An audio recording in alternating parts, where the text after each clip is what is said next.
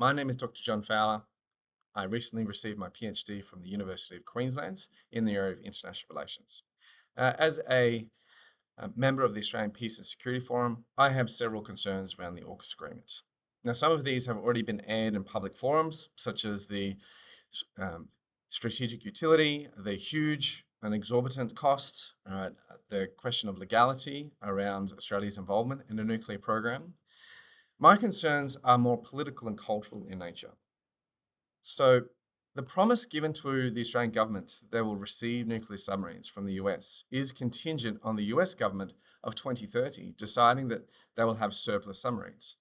And given the climate of increased competition, the global trends of military spending that is likely to exacerbate that competition, and the recent military operations which have cost the US government billions of dollars, the idea that any US government, Republican or Democrat, would believe they have more submarines than they need seems fanciful. Now, the clause that allows for the UK or the US to withdraw from the from the agreement with 12 months written notice, opens the window for a future where Australia will have literally wasted billions of dollars, potentially hundreds of billions of dollars, for very little return. And this commitment is made with the presumption of political stability in the US and the UK for the duration of the agreement, which is in place until 2075. Given the political instability in both of these countries that we've seen in the last 10 years, this again seems fanciful.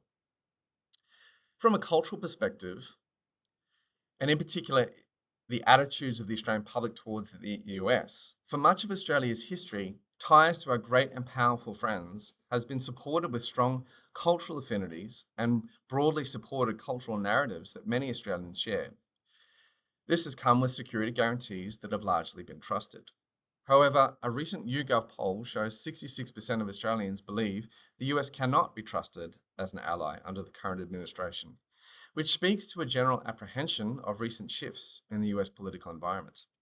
My question around the AUKUS agreement, asked in the context of the huge cost and the questionable strategic benefit, is what will the Australian government do in the event of a cultural shift in Australia that resists or outright rejects the idea that the Australian security should remain dependent on the US?